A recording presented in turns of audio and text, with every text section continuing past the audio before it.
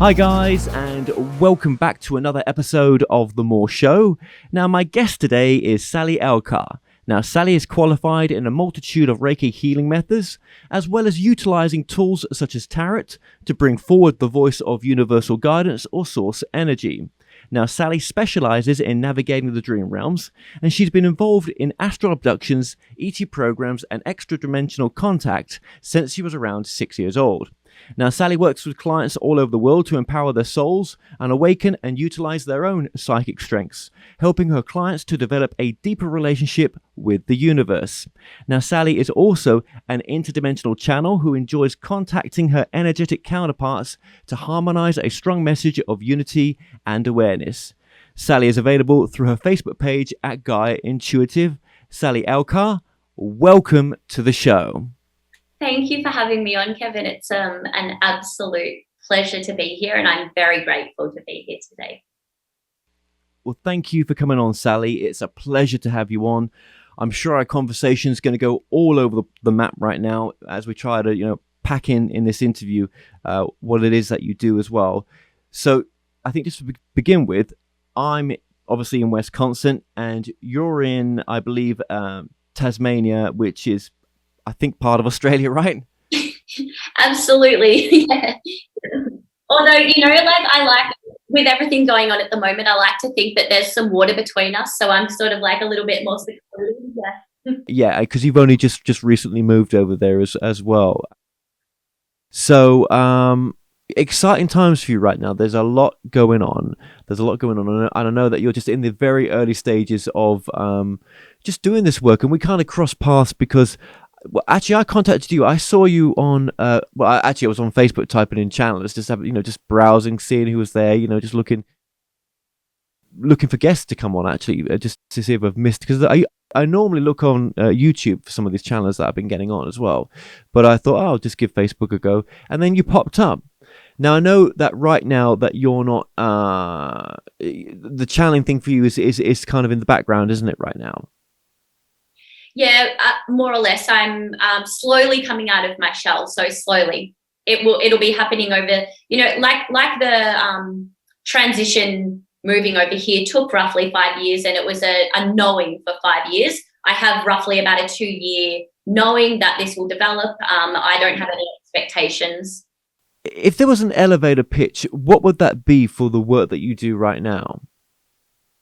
So I would say that I work psychically with people on a very high energetic level. I bring forth messages. It could be from loved ones. It could be from absolutely anyone, really. But in all essence, it's from source, from the universe, and I am channeling that through and delivering that to that person. I do that a number of ways, usually through Zoom like this, connecting with someone, utilizing the tarot and things like that. And yeah. Yeah, and that's obviously worldwide. There's a website. No, there's a Facebook page, isn't there, for yourself? Yes, so Facebook page is Gaia Intuitive. Okay, so people can go on there, and you will see. You pay by PayPal. Send a message, PayPal. Oh, there's an Instagram as well. They can also Gaia.intuitive. Right. Okay. So we're going to put that up on the screen throughout this interview. That's Sal's Facebook page where people can connect with her, and obviously we're going to get into. I want to get into just a bit about your journey as well, and just how this all started for you. But maybe we'll repeat this later on. But I want to ask this now as well. If there was an important message, what would you say is an important message for those watching or listening right now, that and with your work as well, or what you've learned from your work? I would say that right now, more than ever, individually and collectively, we need to cut the shit. We need to get real with ourselves. We need to get authentic. We need to know ourselves, and we need to heal. And we need to do that by being in a state of now, in the now, and bringing that through on a roller coaster of love and compassion, and holding that as our in our heart, and really aligning with our soul's highest desires. Yeah, and we can get more into that about this idea of living in purpose, I'm going to call it, but the soul's desire. I guess that's the same thing. It's the same thing, isn't it? Yeah. Yeah. Let's just go back a little bit here. And was this gift always there for you, or has this something that's been cultivated, do you think? This gift has always been there.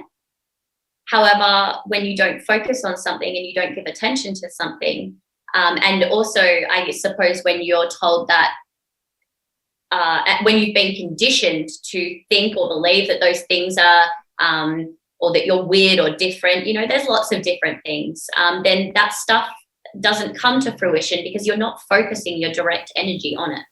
Well, was you different to your other friends and stuff? I think I've always been a bit of a weirdo. Yeah, a bit of a, bit of a weirdo. You mean normal, right? Yeah, the normal one. Yeah. Well, that's it. I mean, we can all do this. I'm not special. You can. Everyone watching this can do this. We can all tap into this. So there's nothing special about me. It's just that I very much enjoy doing it. It's of my highest desire. I tell you what, let's just go back then to just even talk about your childhood just a tiny little bit. Just like, you felt that you was always in your head back then as well, that you was always, and when I say in your head, and when you've mentioned it before as well, in your head, maybe mentioned it off air, that is in a sense, you were very, very private in a sense, or you was always thinking about bigger things? Or? I would say a multitude of things. So, well, actually, no. So in terms of privacy, not really. I wear my heart on my sleeve. So I speak my truth as often as I can, authentically as I can. When I don't, obviously, I beat myself up. I learn the lesson. I move on. But that's always been my goal, is to speak my truth and be authentic. And in terms of, that daydreaming and really taking your thoughts to the merging of realities from this reality. See, I think some people think that, you start when we enter the realms of spirituality and we hear all these terms like 4D, 5D, whatever, that we're going to some maybe other planet or something like that. I think I always liked to be able to play and understood the play between the merging of realities. Yeah, I mean, this whole 4D, 5D thing.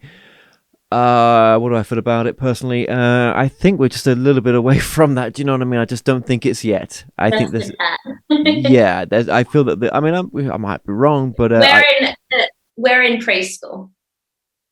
Yeah, let's just go back then, just to talk about a bit about your journey as well. So I grew up in all over the place a little bit. So I was born in the city and then spent a chunk of my childhood out in the country, near a beachside sort of country area, and then from there moved to the suburbs. So, I mean, when you look back, to sort of early years and stuff, when you as early as you can do, I suppose. I mean, what was there different about you? Do you think was there anything different about you, or when did you start to develop what you've got, and we can go into what you've got as well if you want to touch Definitely. on that. So, earlier on, I was very aware from a young age of my dream experiences. So that was one huge influence, and still is. I was always in my head. So I think I was always analysing and always stuck in my head, and through that internal self-evaluation, I expanded and grew and grew, and I was finally able to access continuously dig and access eventually my own truth and start to become in alignment with that. And as soon as that all happened, and it was a very long process, in a physical sense, in terms of who we are physically in this world, and the emotion that comes with that spiritually, as well as on all levels. A lot. I study a lot as well, so any moment that I'm not working or with my son, I am studying until all hours of the evening, and that has greatly expanded me as well. I bet it has. We'll get back into some of the stuff that you're studying as well. So, okay, so in your early part of your career then, because you've told me this off air as well, so you was a veterinary, you trained in nursing for pets, for veterinary school, I guess, and you saw that all through. And so how long in that career path was it that you then decided that this really wasn't for you? So it was about 5 years in, and it really started to take a toll on my body. As well, underneath the surface, what I didn't know at the time was that greater things were aligning for me, and my soul was really ready to expand, and I had no idea that this was coming. And therefore, physically, emotionally, mentally, on every level, I was rejecting going into work, and I was really, really unhappy. And so the moment that we did have to all go into lockdown, and I was homeschooling my son, and I was actually at home in a state of peace, able to more or less, I wasn't really working, doing my business Gaia Intuitive at that stage. However, I was starting to delve a lot deeper into certain, we'll say, works and things like that. You know, the Law of One, Abraham, Jane Roberts, all of those sorts of texts and things like that. And therefore, that started to really expand. And as soon as I opened up to that, it allowed the opportunity for, because my higher self was in tune and in vibration with that. Therefore, those opportunities and that natural ability within myself awoke up and really started to focus, and my attention was drawn very directly to that, because I have always been, I think, someone who has been interested in occultish things. And when I say that, I obviously mean that in terms of, spirits and the stars, the planets, extraterrestrials, as well as psychology and all of those sorts of things. So I still want to go back a bit. So do you think something was I mean, you say that you didn't feel, you wasn't well. You had all sorts of issues when you in your previous career, right? Where was the spiritual side then? Where was all that there? Was anything in that side working for you, in the sense, I mean, were you able to know things that you just, shouldn't know, in a sense, or you were able to tune into people? What was that for you? Was there any of that, in a sense? Yeah. So my whole life I've always, and now that I'm consciously aware of it, I can look back and say with a greater validity that I was conscious. Back then, I was only partially conscious to the fact that I was, very good at manifesting things like empathy as well. So very empathetic, where I would not only take on and feel other people's pain or emotion, but also had this ability to be able to access something from a higher place within myself, to be able to then extend that out to them and help heal them. I think that I was always very much in my head as a kid, so it gave me a lot of time to reflect. Sorry, what was the other question you were? You leave the career. That must have been a kind of scary thing to do, to have left that career, because obviously I'm guessing that it costs to do that kind of thing, yeah. Right? So, I was really at a point where it was leaking out of me the resistance in every possible way that I had no choice but to resign. And as soon as I did resign from my position, I was then able to, I guess, once you're in a place of alignment, the momentum starts rolling. So I was then able to start turning my focus more towards my studies. And as that's what we were saying before, as I mentioned, with those studies, look, stuff like, Tony Robbins, Eckhart Tolle, John C. Maxwell, Napoleon Hill, all of these people, I've been brought up listening and surrounded by that sort of material. However, it was only ever applied on an egoic level. Now, the things that I was studying I very much enjoy not only psychology and human behavior and things like that, but also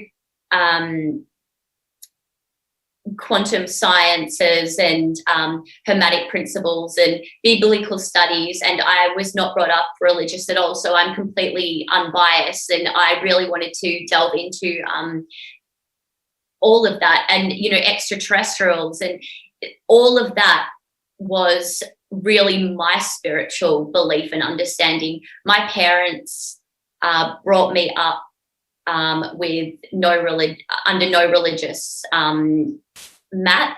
So the only thing that really ever sat strongly, deeply within me was that my dad had a very open consciousness to what the expansiveness of, I think, the universe and what else could be out there. And it would always trigger my mind into the things that could be available. And I always held on to that. So within the senses, the empathy and all of those things before they built up to develop other psychic abilities and my channeling now, there was always an innate feeling of connection with some sort of source energy. And so I always held on to that. So let's just define this then. So if I said to you, what is it that you do? What is it that you offer? How would you quickly answer that? So I channel. I don't channel publicly at the moment. It's something that I'm still going through on my own personal journey. I work psychically, and I do that through generally just energetic work. I see things in my mind's eye. I hear things audibly. I can feel the crux of the dis-ease, the disconnect, the feeling of where there is lack of, and I am able to bring forth through a higher source, whether it be my higher self or whatnot, and help work with these clients. Sometimes I do utilize the tarot to bring forth these messages. They can be useful. Yeah. I mean, are you do you feel that you're working with any guides when you do that kind of work at all? I look at the universe as in the aspect that we are always all connected, and we all are, and it always is. And so therefore I know my guides are always there to access when needed. I definitely there are times that I speak to them on my own upon reflection, or in, when I desire for that connection personally. For other people, not so much, but I know that they're around, and I can sometimes feel the essence of their energy underlying the message that is being transferred across. So when you're giving a client a reading then, and you've done how many readings roughly have you done, would you say, in your process right now? So I've probably done about 200. Yeah. Okay. Yeah. So in that session, I mean, this can be remotely done as well. So it's not just, I'm sure you've done in-person sessions as well. But So when someone comes to see you, they can come to see you for a number of things, I'm guessing. Then it's the whole range of things that people. Well, I'm getting. Well, let's face it. It's normally relationship, isn't it? That's the biggest one that we're all, all of us are grappling with. It's the biggest learning for all of us, right? But it could be a number of things, that people could come in for a session with that feel attracted to work with you. So, how long do the sessions last for then normally right now? So between half hour to an hour. I usually find that an hour is very much needed. Sometimes it will extend a little bit more than that in terms of understanding that what needs to be brought forward will always be brought forward. And as a channel of information, I understand that there will always be an aspect of myself that is that I cannot remove. So how I perceive things and then translate it through. However, I do try to stay very authentic to the message. If it's just a word or whatnot, I try not to translate it. How they perceive that as well will be dependent on them and who they are and what's going on for them. I don't generally work under the precedence of asking questions and things like that nature, because as I said, I believe that what's meant to come through truly and authentically will. And what we think we need to hear is not always what we need to hear. It is not always what we need to know. And sometimes those hard-hitting lessons, those things, those deep, deep soul things that we need to hear are the things that come up. Yeah, I mean, I just get that feeling that if someone's come to you and they've lost someone, those tiny phrases sometimes, even how much love they've the other side's got for them in a way as well. So I think a lot of the time as well, it's not so much always even the reading itself, but the energy brought through from that reading. So the fact that I can hold that place for them and that love for them, and at the end of the day, all of these questions and all of these concerns or all of these things that we want to know or that we think that we want to know really stem from one place, which is lack of. We want something, we want to know something. It all stems from a lack of, and I think that lack of and that disconnect can be found even if just through the reading itself and through the love that I put in and cultivate through that.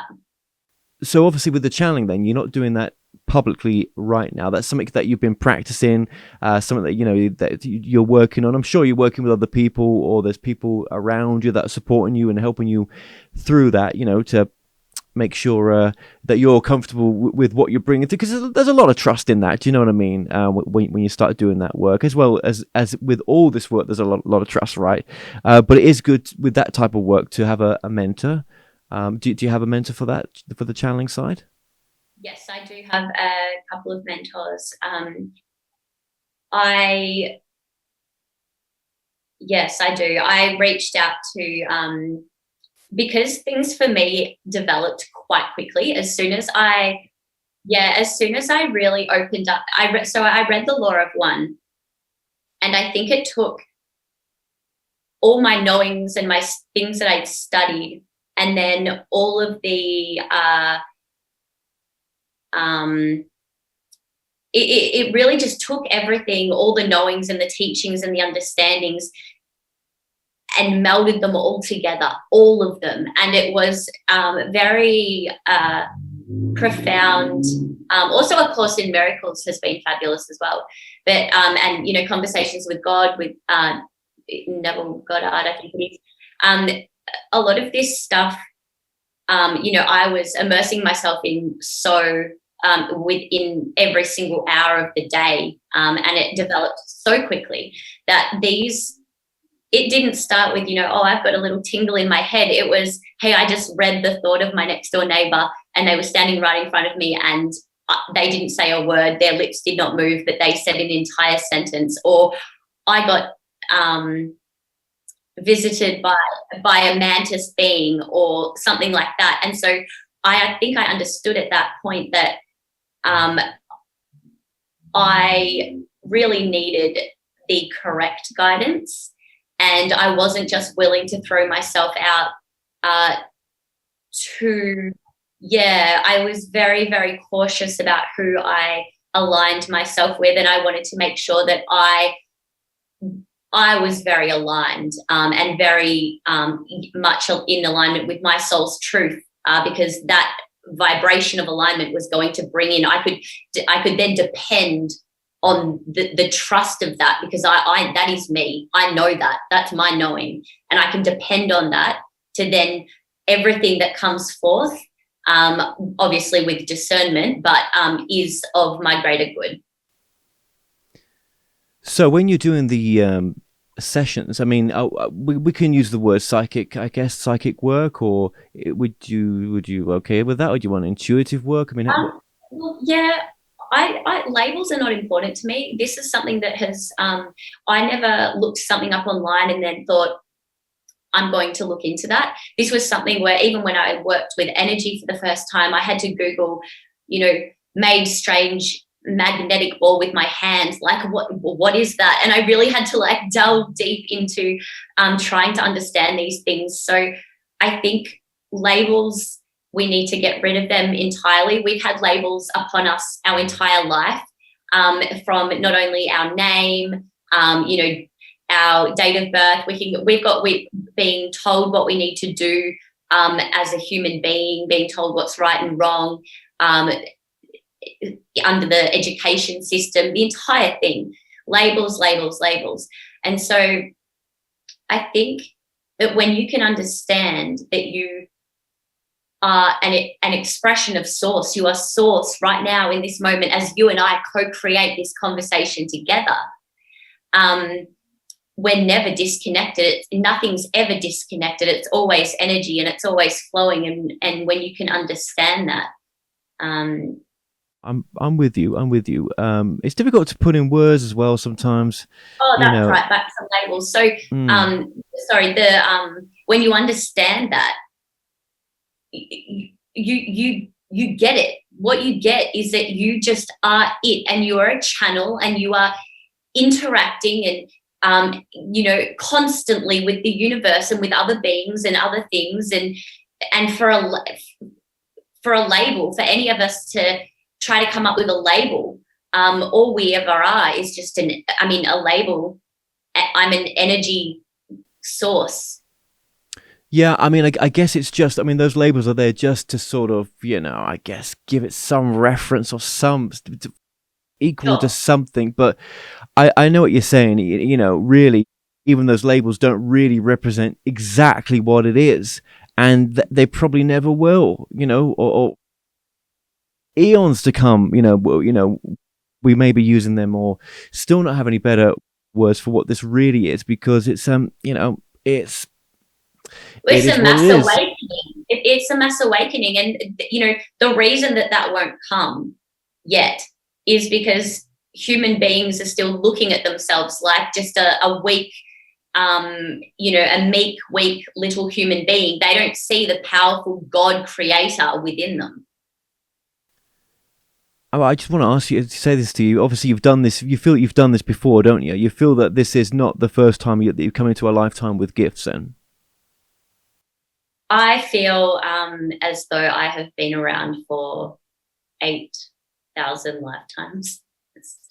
So for you, maybe this just seemed very natural. It just seemed like you were falling back into an old pattern right now of doing this work, and oh, absolutely. And this, it's.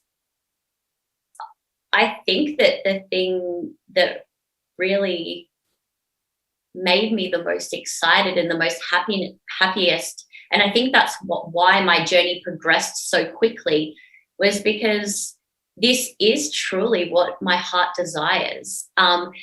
I'm always in my head, and I was always exploring and going on adventures and daydreaming and doing these things differently and pushing against the grain, and to finally be in a place where I was able to do that And it was like, not an identity, but I was like, hey, I'm being me, and I feel good about that. I feel so good about that. And that really keeps me in alignment. Well, it's your purpose, isn't it? I guess. Well, not guess. It is, isn't it? Right now, this is your purpose, and that purpose, I'm sure it's one of many purposes because you're a mum as well. I mean, that's a purpose as well, right? That there's many different purpose hats that we wear, right?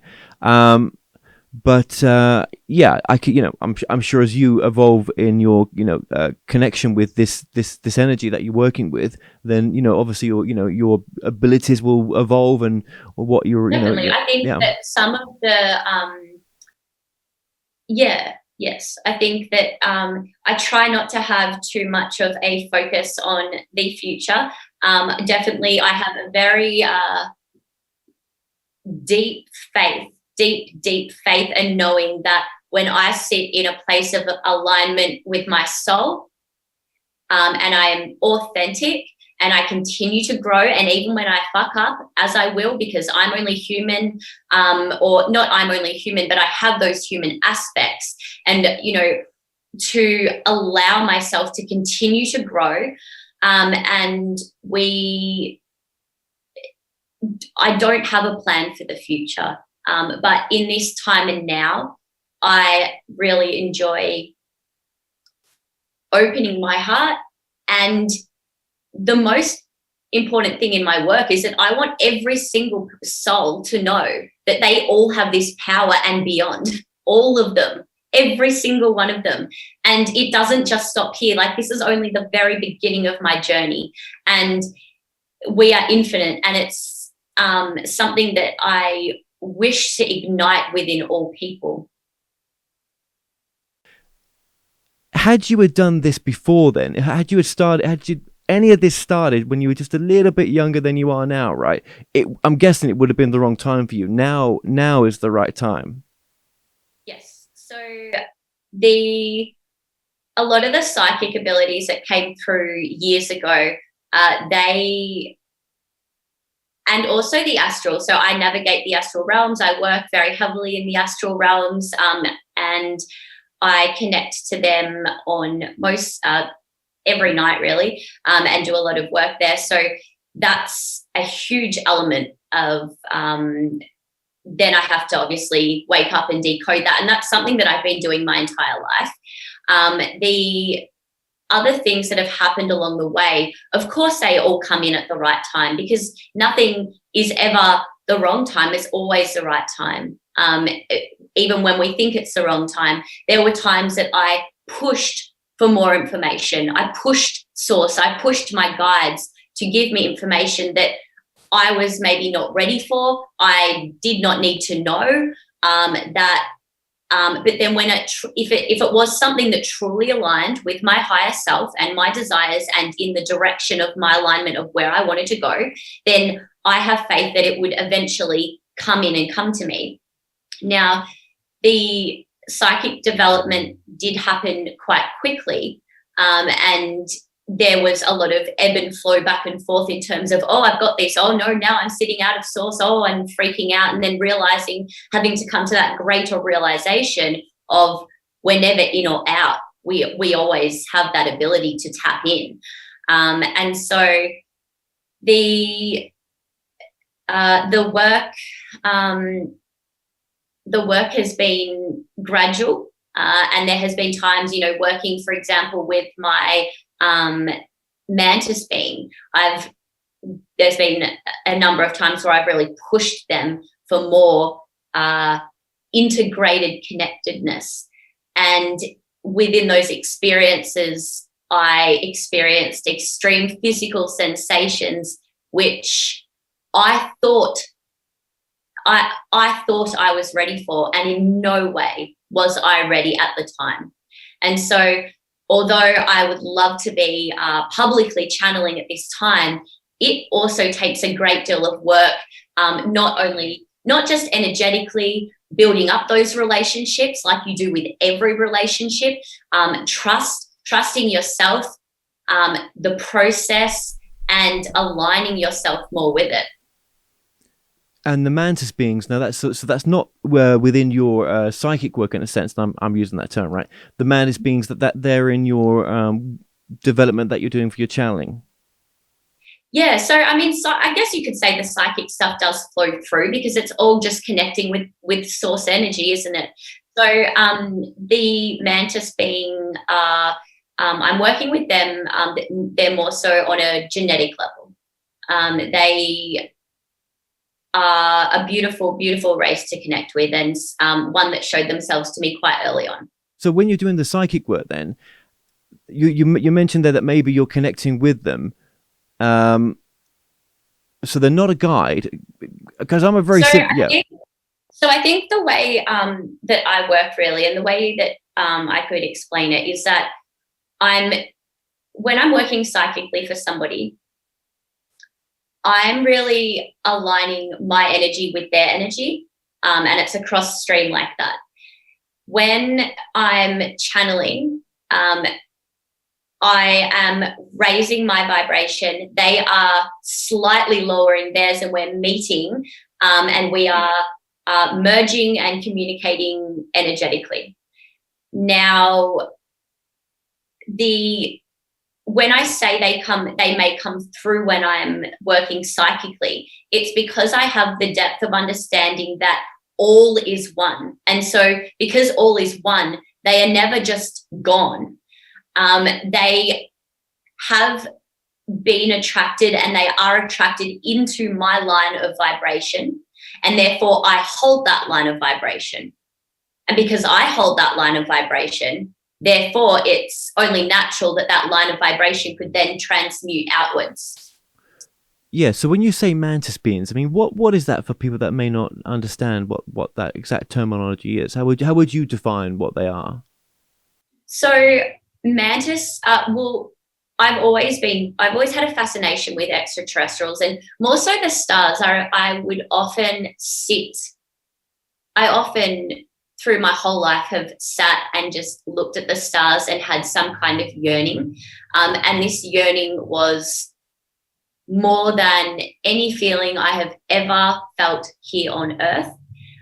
It is a deep connection, and within that I would explore different topics and discussions and things. And so I had a very vague understanding of a number of different extraterrestrials. Now, mantis were not one of them that I had really looked into. So I did not know much about them at all.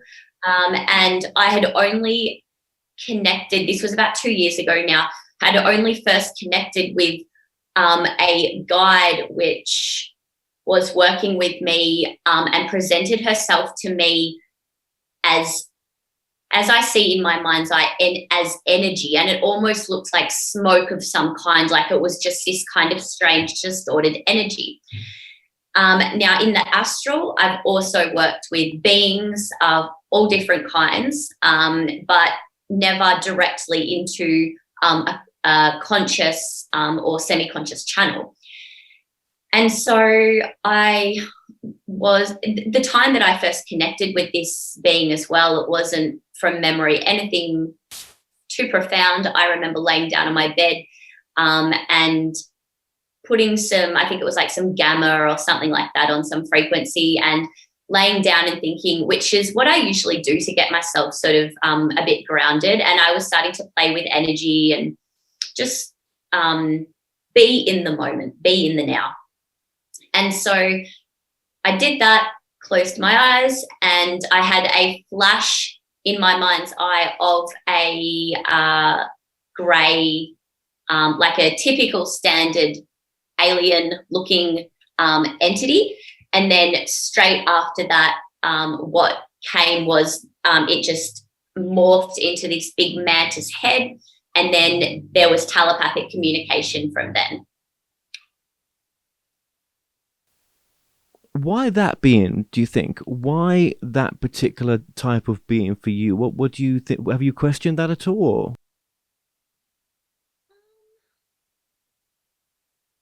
Not really. I haven't. I think that I have again, like a trust and a faith that what comes to me is meant to be and aligned.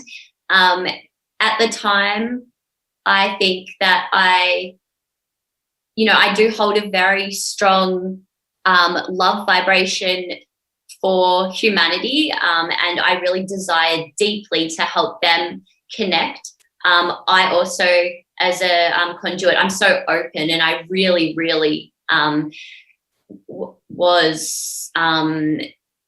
don't really hold much resistance in terms of judgment or anything like that.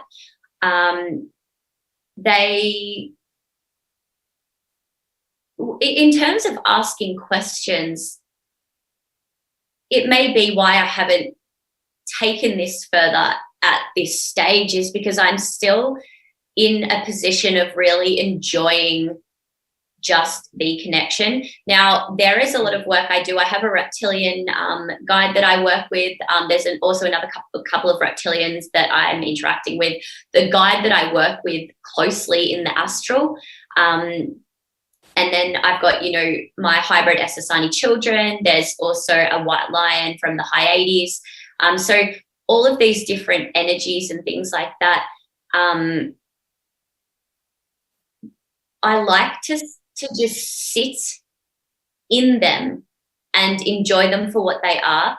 When you meet someone for the first time, I know it's exciting and you want to rush in with 1,000 questions, but sometimes it's a little bit more poised to just sit and take in and get to know each other, grow that trust, expand upon, and when they're ready and when you're open, naturally, those of what you're meant to see, hear, feel, experience will just come.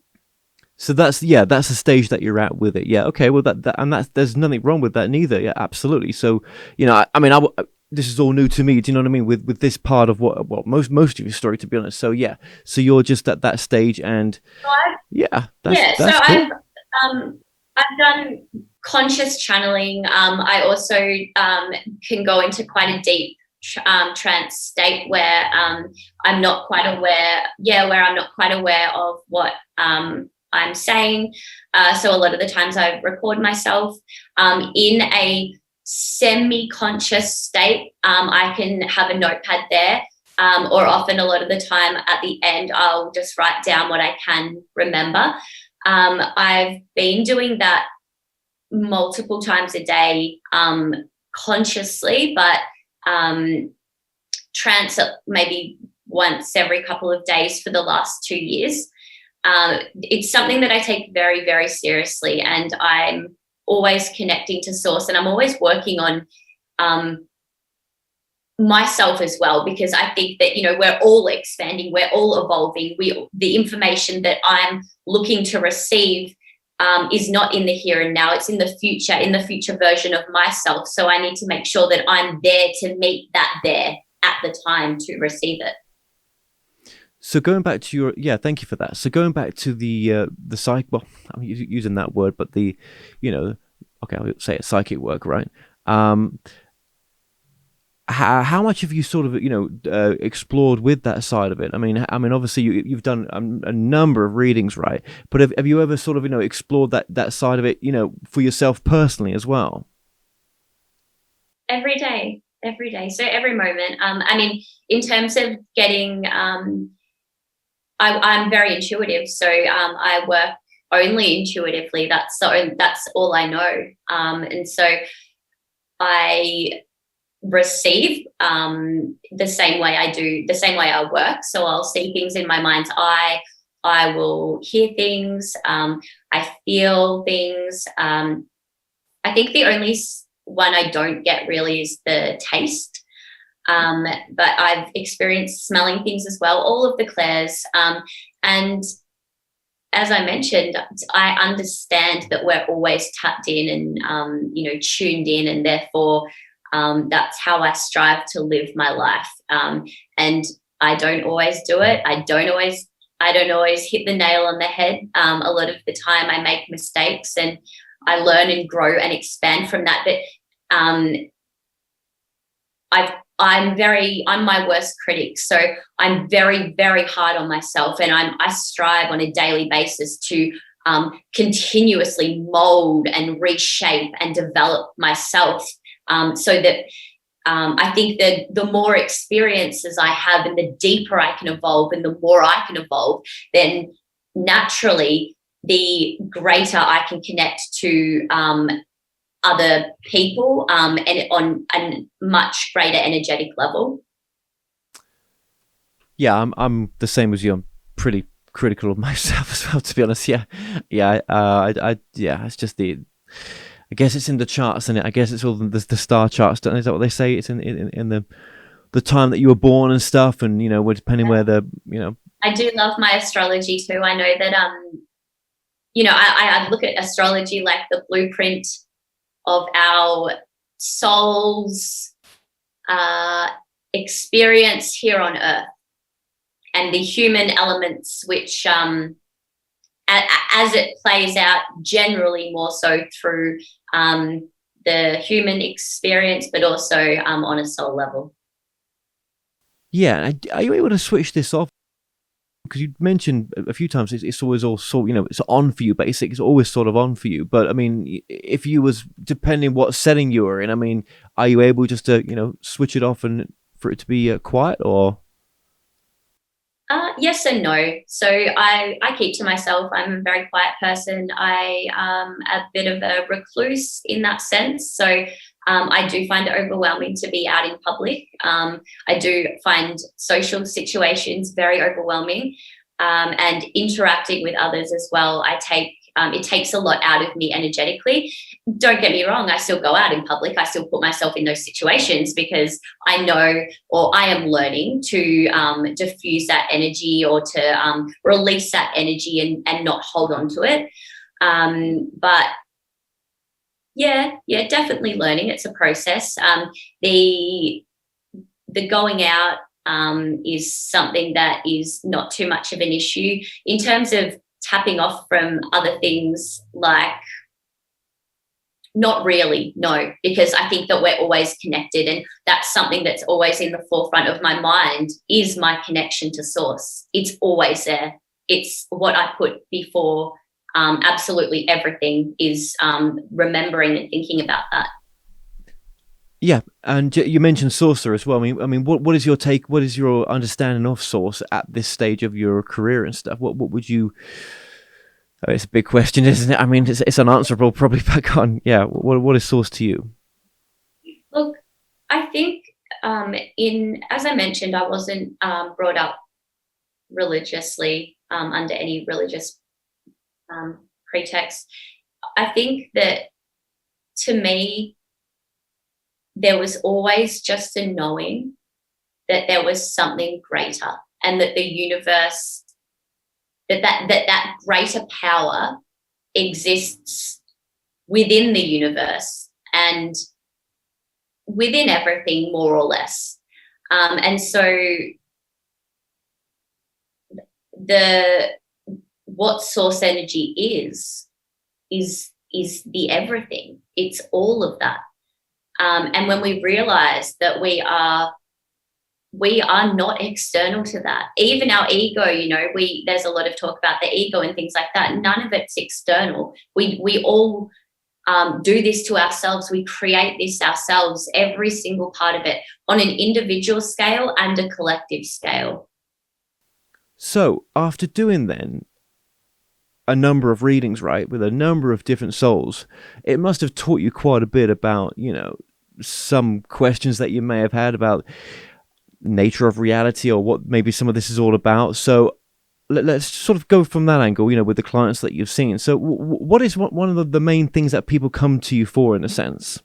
Well, quickly, just going back into the nature of reality, I think that I delved into those aspects, I think, a lot earlier on, 10, 15 years ago. However, working with clients, I find it extremely loving and compassionate, in the sense that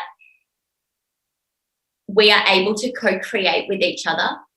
And through all my, I don't quite often do cards for myself, because in every reading that I do for someone else, there is always something for me to really grasp hold of and nurture, and how can I help that other person without identifying that within myself? And so there's a very big understanding of that oneness and of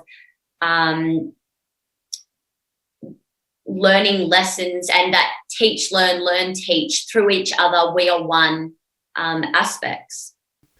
Yeah, I know. I could go there with you. The one, that we are all, connected at the most basic level, but probably, a very deep spiritual level as well. We all come from the same place. Do you know what I mean? And I am you, you are me. We're just having different, reflective experiences, aren't we? I suppose. And I think you've mentioned this before when you talked about them. That we mirror.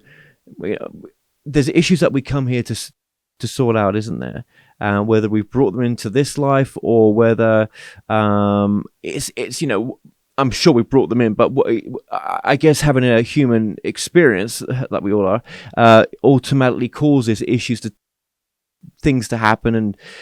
But there seems to be some mirroring, doesn't there? Like, if someone's in our life, then there's some sort of mirroring taking place with that individual, isn't there? You're working something out until you kind of worked it out.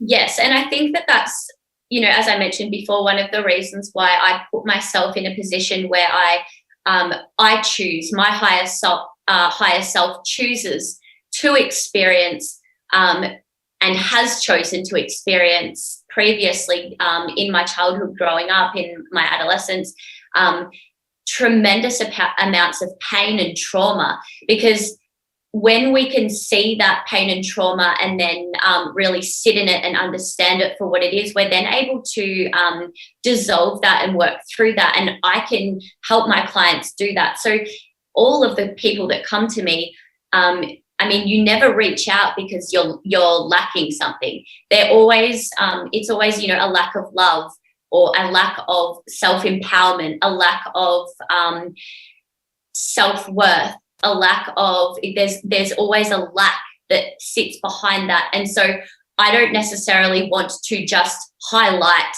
what the lack is, but also strive to empower them on how, and teach them these knowings, teach them these understandings in which they are an infinite creator God, and how they are and how they work energetically, to empower them to move forward with that message, with that with those knowings. Do you think that most clients that come to you to have whatever session they're going to have with you, however, half an hour, an hour, that the real aim of that session is to get them to live back in purpose, is to sort of get them out of whatever rut that they're in or whatever issues that they're having? But really the main thing they're here is, what we're all here for is to be in purpose. And, whatever the reading is, it really is forcing them to get to that state. I think the thing that just continuously comes up again and again, because obviously it all comes down to lack and lack of, and when there's lack, there's desire, and it just comes down to really harnessing the self-love. And that is the biggest turning point, or was the biggest turning point on my journey, when I was able to and as I mentioned, I'm still learning, I'm still growing, and I'm still learning to cultivate that self-love for myself, but to really scrutinize what self-love used to mean, what it means now, what those words self, what love, these words that we're even taught, more labels, more words, what they really mean. Start to analyze everything.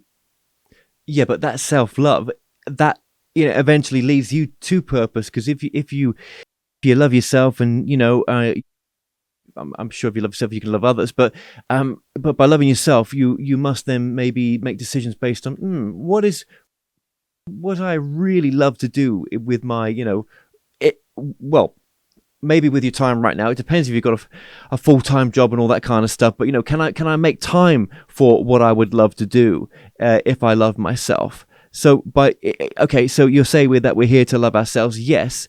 But what is past that? Is past that getting into purpose? We need to love ourselves, but the way we do that is by, examining our desires and aligning ourselves with that by sitting in the place of now. So we're not sitting in a place of then, what was, or the future, what could be, all these worries. We are sitting always in the place of now. And by sitting in the place of now, following your deepest desires and cultivating that from a place of love and good intention, you will only see or only reap the benefits of that. More of my interviews, right, it seems to be that they all seem to be saying the same thing, or maybe I'm singing from a different hymn sheet as well, which guides the interview into that direction. But it is, live your purpose. It's so important.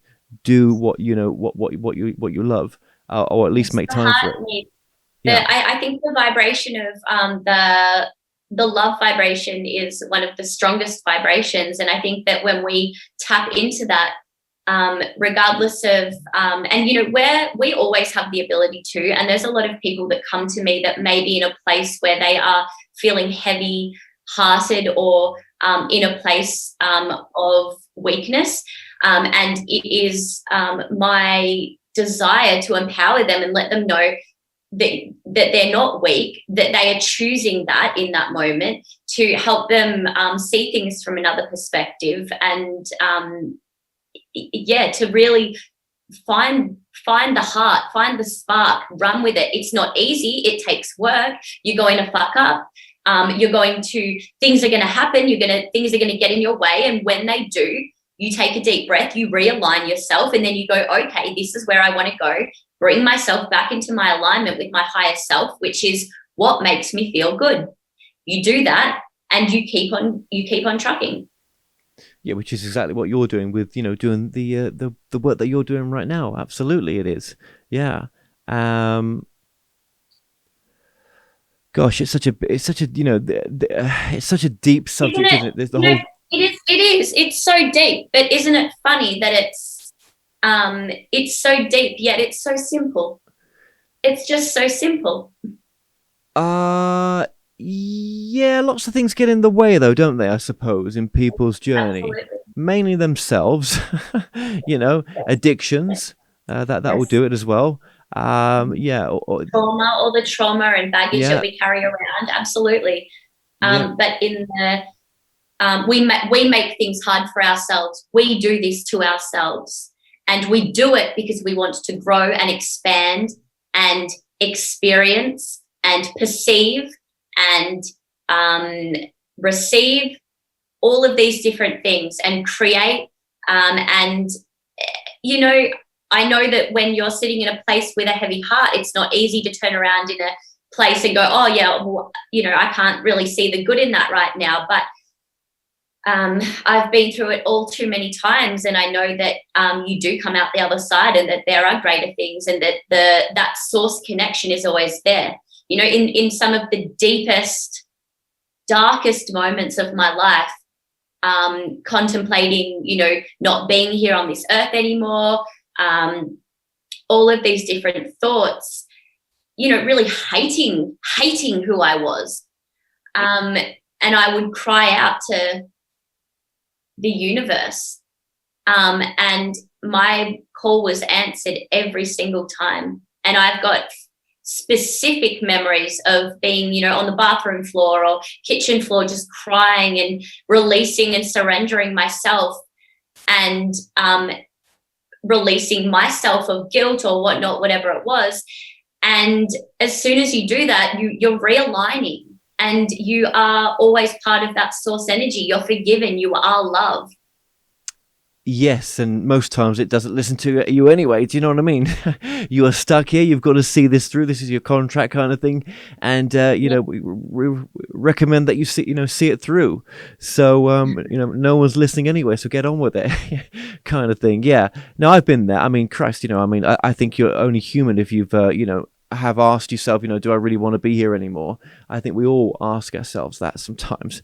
But, we get to a state, don't we? Or a stage where, it is actually, we do want to see this through, don't we? We actually really do want to see this through, most of us. I think, in my work, something that really helped me and still does help me take myself out of a place of ego or destructive patterns, and or I guess just realigns me and shifts my focus back into my higher alignment, is remembering why I'm here and remembering why I'm doing what I'm doing.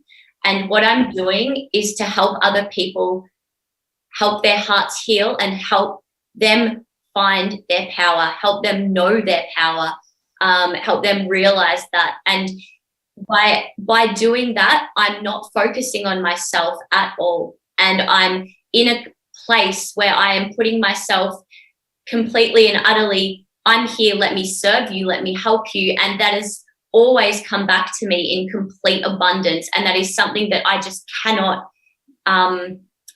it always has. I can't deny that. Yeah, but even in that situation, you are still living in purpose, but doing your purpose of doing your work. Yes. That's what's getting you through as well. It's all part of what you just said there. Yeah. And that's why it's just so important. And I know we've spent a good few minutes here talking about it, but a lot of us still aren't doing it. A lot of us are still fighting it. And like I've said, I think 3 times now, I'm only human. I've stuff up as well, and I think it's about bringing ourselves to it more and more consciously. So consciously, watching these types of videos that we're co-creating now, and really immersing yourself in this content, because like any muscle, you start to work it and that really starts to grow. So this isn't something that you can watch a video and walk away and say, I feel great, and then the rest of your life is fantastic. This is something that you need to put all of your conscious energy and effort into. It's something that if you desire something, you need to create towards that. If there is any resistance, if there is any line within that vibrational pattern that is out, then you are going to be pulling back the other way, always. And in this human journey, it's so easy to do. We're triggered. We have relationships. We have emotional situations. And these are things that we have to work through. Yes, they are, most definitely. And I think we're always working through it. And what is forever nowadays anyway? Well, I've never been scared of death. I know when I was a little kid, actually, we'd be driving in the car doing long trips for 4 hours, and I'd close my eyes, and I think now, looking back on it, I was probably taking myself into a deep state of trance. But I would close my eyes and I would try to feel like what nothingness was, and what dying was, what it would be like to just be nothing, to not be in this physical body. And I could tap into that and really take myself there as a child. And the mind of the child is, I think we've spoken off air about my passions being, with animals and children. And the mind of the child is so beautiful in its capability of being able to just wash away all those filters and really see through this beautiful kaleidoscope, the world. You said about, thank you for sharing that. That's really weird you said about the nothingness. I used to do that. No joke, right? I used to try to figure out, what does nothingness feel like? But even in the nothingness, there's not nothing. There is awareness. Well, because nothingness can't experience itself unless it's got a point of view, and therefore that's why the universe has created all that it has, is so that it can have a point of view. And that's why we have relationships, and it's why we have all of these things and these aspects, is so that we can know ourselves on a deeper level, so that we can experience and perceive and grow, and that's reflected back to us every day through all of that beingness. Yeah, before when I said about nothing's forever, I was actually referring to relationships a little bit. Well, quite a bit more actually, in the sense that, you know, we enter into these long-term relationships, or we get married and stuff. And really nowadays, you know, I mean, you know, this whole idea of being together forever, is that a man-made thing? I think it is. Well, you know, as well, when we delve into energy and really truly understand us as energetic beings to our core and our energetic nature, we start to look at everybody, and also the oneness as well. We start to see that within everybody reflected back, because that's what we're seeing, and it's reflected back, and we cultivate deep emotional connections with people. And this is happening more and more across the globe at the moment. Everybody's connecting, and it's hard not to, because be it through pain or be it through the love, we are all making these connections. We're all feeling it. And none of these, you know, here on earth, yeah, you know, we put ourselves through these relationships and things like that, hoping they'll last. But most of the time they don't. And most of the time, upon reflection, I truly believe that the significance of the growth that came out of it far outweighs the weight of the relationship, the pinnacle, you know, the in whatever that encompasses. Yeah, well, it's always bloody painful, isn't it, when it comes to an end one way or another. It's no, you know, but again, you know, how would you know? Have you, you know, if we didn't experience some of these things? And actually, you know, with these experiences that you go through, and you, personally, I'm talking about here, Sal, you know, I mean, surely that can only be a bonus when, you know, you've got clients that have gone through something, you know, that are going through that process. You know, if you've gone through something similar, it can only help to sort of, you know, sympathize with them, I suppose. Well, I suppose on some levels that may be a point of attraction to,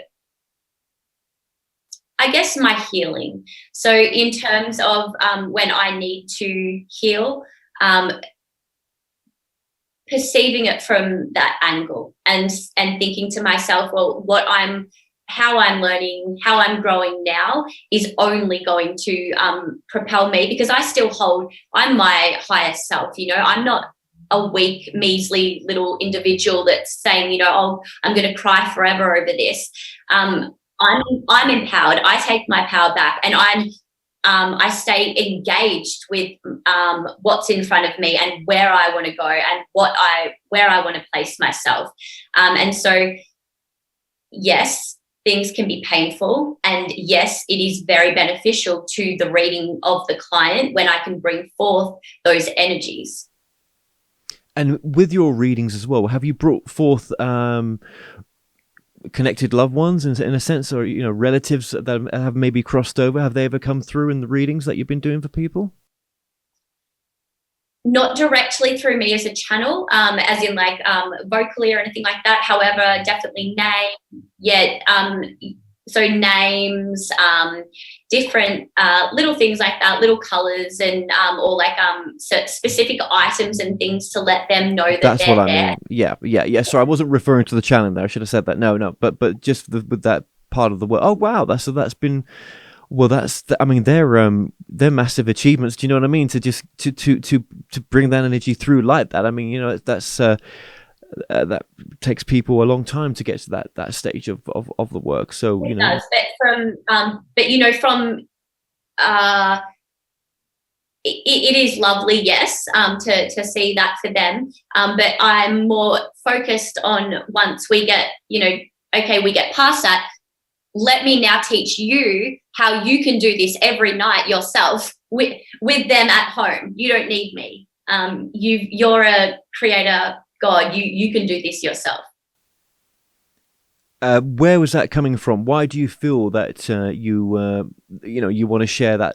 Why do you feel that it's important to, you know, give people their power back like that in a sense? I mean, because humanity has been suppressed for a long, long time. We are a slave race now, and we have, you know, going back I don't know, you can take it in any direction really, but, like biblical, historical, you can take it, you can go back, looking at the human evolution line, you can look at the government systems that we are sitting under right now. In every single way, we have had our power taken from us to the point that, even our parents, they put so much trauma onto us without even meaning to, and we carry that around as well. We have just been programmed and programmed and programmed and programmed, and very few of us get to that point in life where we dig deep enough. We might do a little bit of ego work, take the layers off, make it comfortable, but how deep do you really want to dig? How deep do you want to go to destroy all of that and obliterate all of that, all of those things that you thought were, to discover who you truly are? Yeah. Well, I guess someone that's awakening in this lifetime will want to go through that, or someone that's I guess there has to be some reason in their life path to explore that side, and it can happen at any stage. It can have, it could be at an early stage when they've lost someone. It might be, they're getting on a little bit, and it's let's be honest. I think that at the crux of it, like I mentioned, it's always a pain or a trauma or a fear, and we never go seeking unless it's things have maybe gotten to that point where foundations have collapsed and things have just fallen down, and we're going, I need help, I need guidance. And when we're not equipped yet to guide ourselves, or maybe we don't trust our own guidance, even sometimes, I know that even my own self, on my journey, it can be very difficult. And so that's why we need to strive to learn and know ourselves so that we can trust ourselves. Would you say that you take this work quite seriously? I take this work absolutely very seriously. This is all I do. I think about it every moment, every waking moment. When like I said, I'm hypercritical as well. So when I make mistakes in life, they absolutely completely surround me, and I sit in it and I learn what I need to learn, and I devour every single, and not only devour every single lesson, but I'm grateful for every single lesson that comes before me. Every single human that can be involved in that process, I hold nothing but love for, because how could I ever hold anything but love for someone that has helped me grow and helped me see a better version of myself? Well, yeah, okay, that's true. Yeah, absolutely. I mean, yeah, seeing that better version of yourself and seeing it act better in the new situations when they do arise, because they will do, and that's always a lovely thing to I mean, yeah, I mean, I'll never scream again, I'll never do this again, whatever it may be, right? Yes, yeah, I think most, well, no, can I say most of us are working to better ourselves, to become a better person? No, I can't, because we're all here for something different. I think maybe some are, but they're just doing it subconsciously. Gosh, yeah, maybe. It doesn't always seem like that, does it? Do you know what I mean? Maybe. And maybe this is a lifetime that they're just having off. Yeah, maybe. So, I often think of that as well. I think that sometimes the souls that are of, our guardian angels, or the souls of the greatest influence, are sometimes the ones that we either have the most resistance with, or the ones that we don't even know exist. It could just be the neighbor that walks past once a day to say hello, and that could be someone watching over you. And we're very, very lucky to I feel very lucky to have these humbling knowings and experiences of being, because like you mentioned, I do love this work. I really thrive off it. Yeah. I can tell that. Don't worry. Yeah. No, it's cool that you take it seriously. Do you know what I mean? It's all good. But I do want to say this to you that have you ever considered, or would you consider that? What if there was absolutely zero reason in the sense for the spirit, the world, whatever this is, whatever the power behind all this is? What if there was absolutely no real reason for it doing it except just to do it because there's nothing better to do on a Saturday night but to have this experience? What if we take it so seriously, but that which it really is? You know what? It's funny you say that, because I was driving yesterday and I was driving laughing. I was crying, but then I was laughing manically. Like I was in a state of like depression, and then went to just laughing manically and I felt like a psychopath because of it just finally, again, not finally, but I mean, it entered my consciousness that, hey, what is all of this? And I often think of a stream. And, in the stream, you've got rocks, like bigger objects, rocks and sticks and things like that, boulders or whatever. And then you've got grass and things that grow. And then you've got fish and things that swim in the stream. And then you've got the little bits of dirt and things that fly in the stream. And those bits of dirt, seemingly insignificant, one of those bits of dirt could be taken out. And sure, the process would still continue.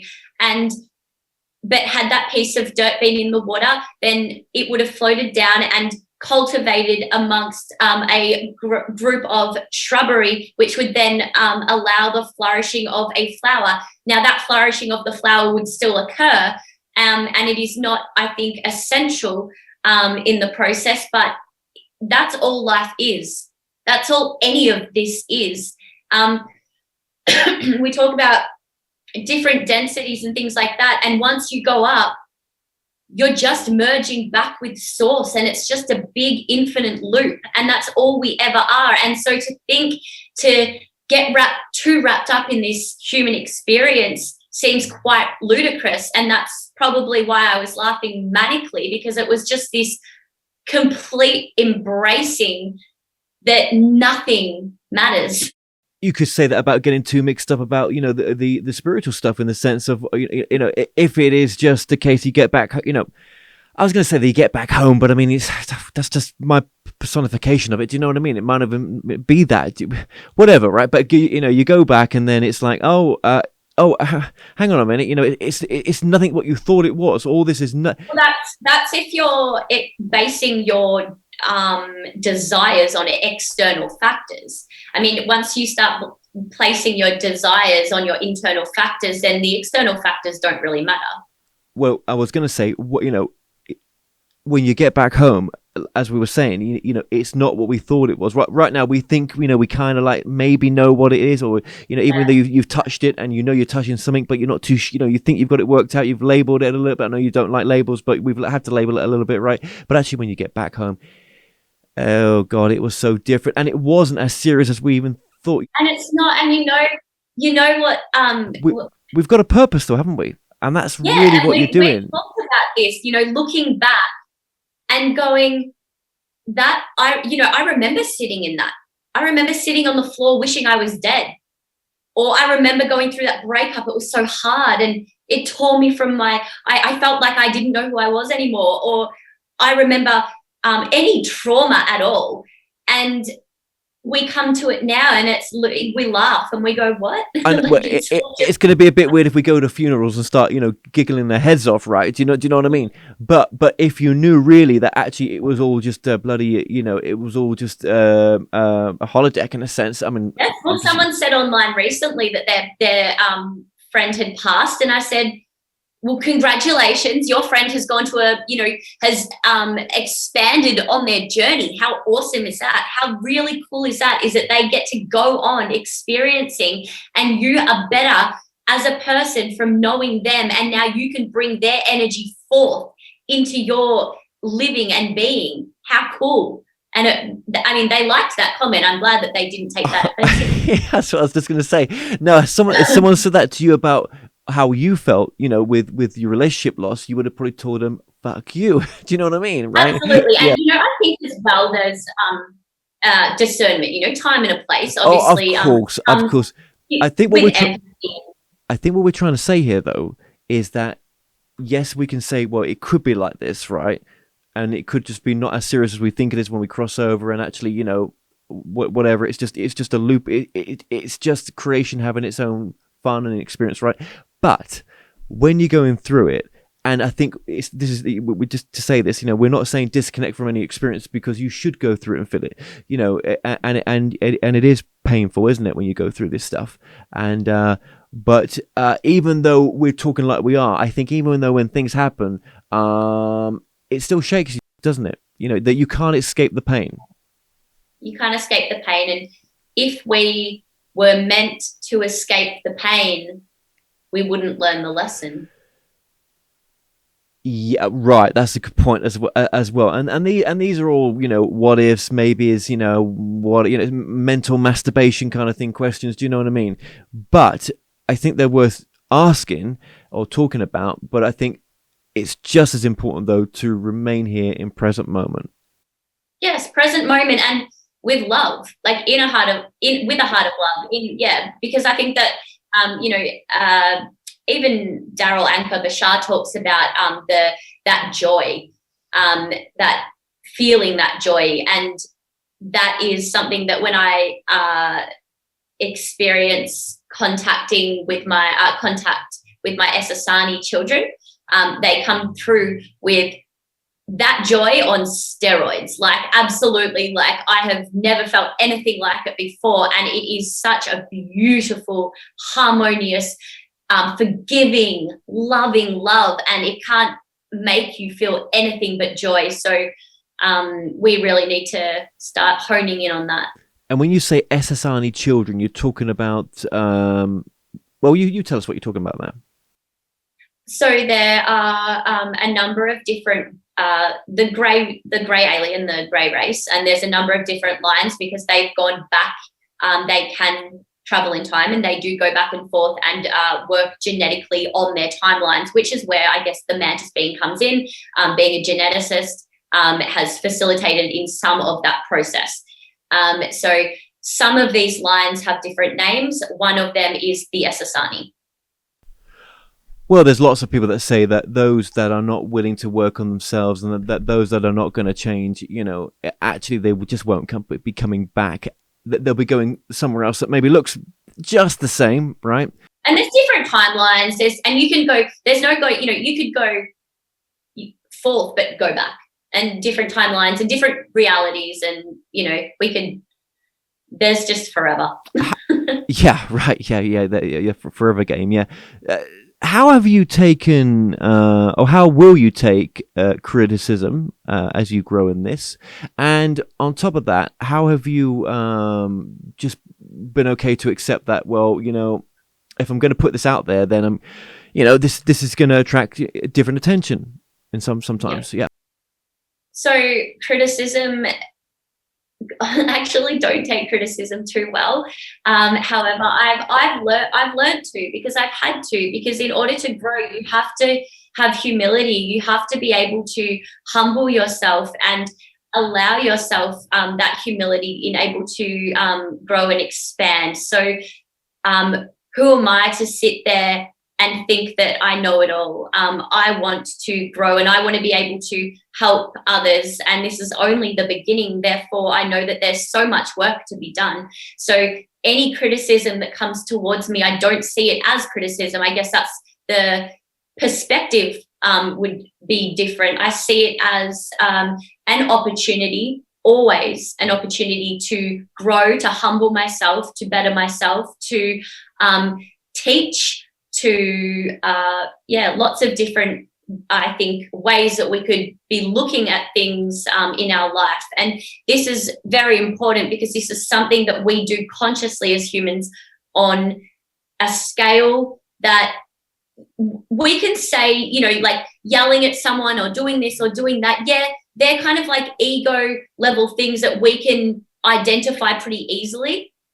But that level of thinking requires a little bit more discretion and a little bit more fine tweaking. And so, I really strive in every moment to take on the lessons that I need to learn, and then keep in mind that I'm still a creator, I'm a god, and I'm going to keep going where I need to go.